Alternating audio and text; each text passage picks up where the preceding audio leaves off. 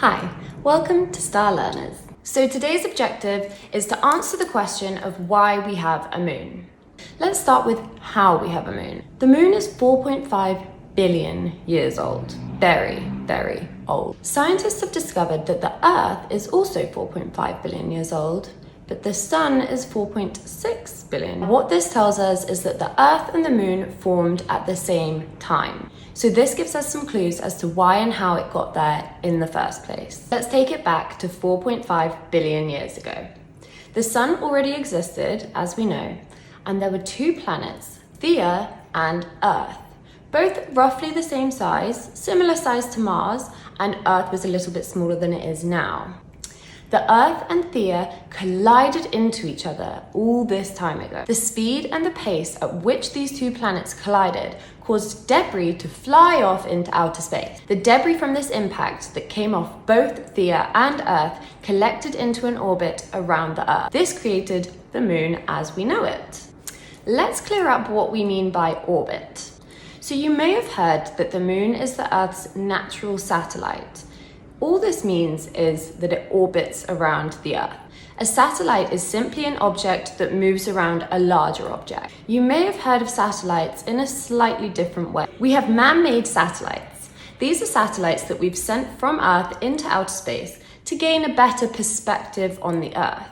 These then feed us back information from all the way up there about clouds, land, oceans, and ice. This is very useful information for every single day.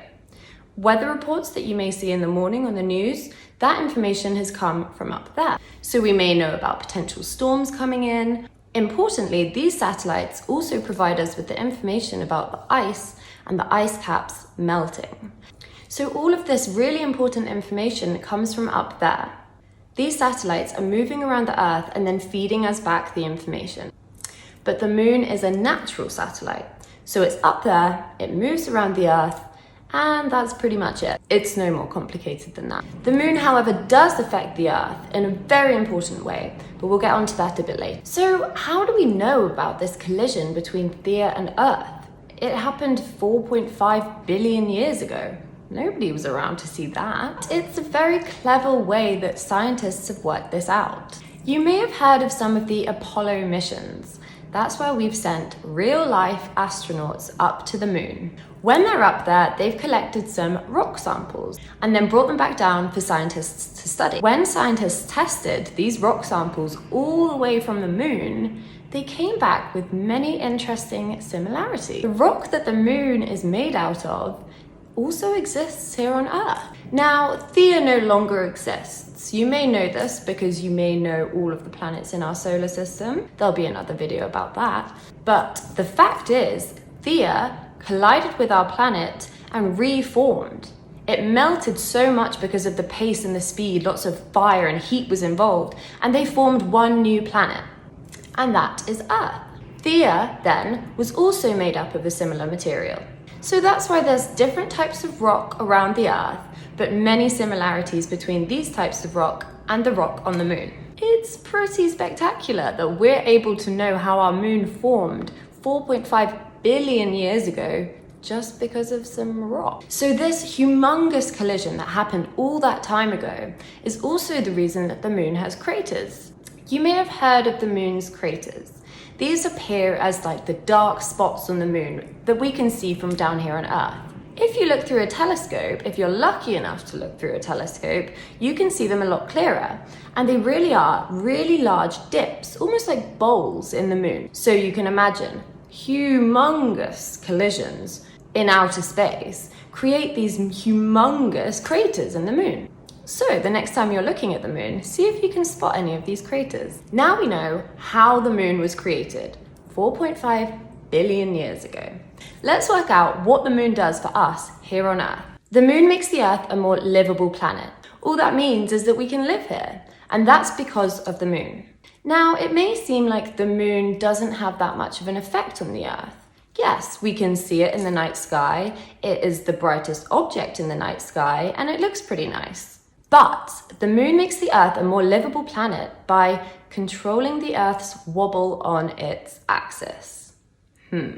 Let's look into these terms. Now, we've already spoken about the fact that the Earth rotates. The axis is the imaginary line straight through the middle of the Earth on which the Earth rotates.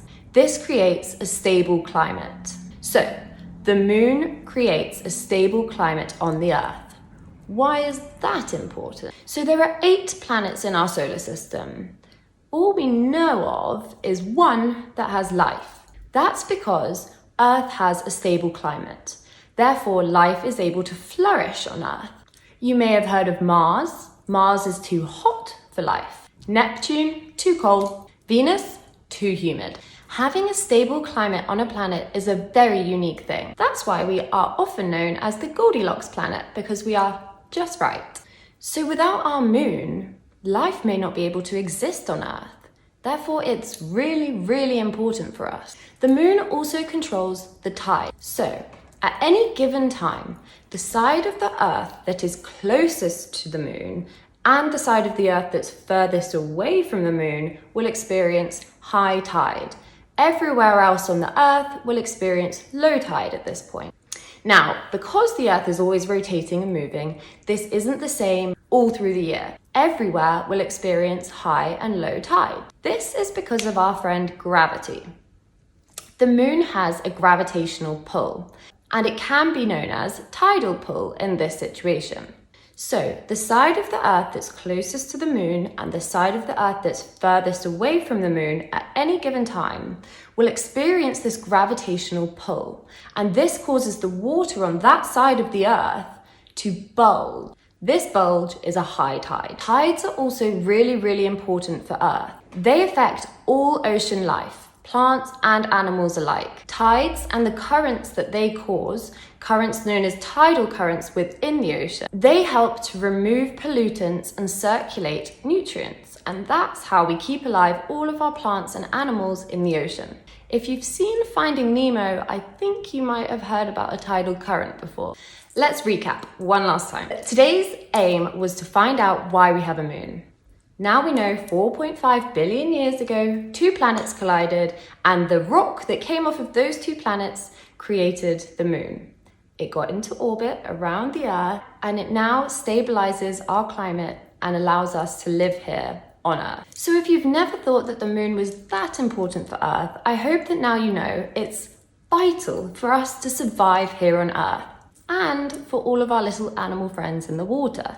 We simply couldn't survive on Earth without the moon stabilizing our climate. The next time you're looking at the moon, try not to forget to look out for those craters we've spoken about, and that will just remind you how the moon got there in the first place, 4.5 billion years ago.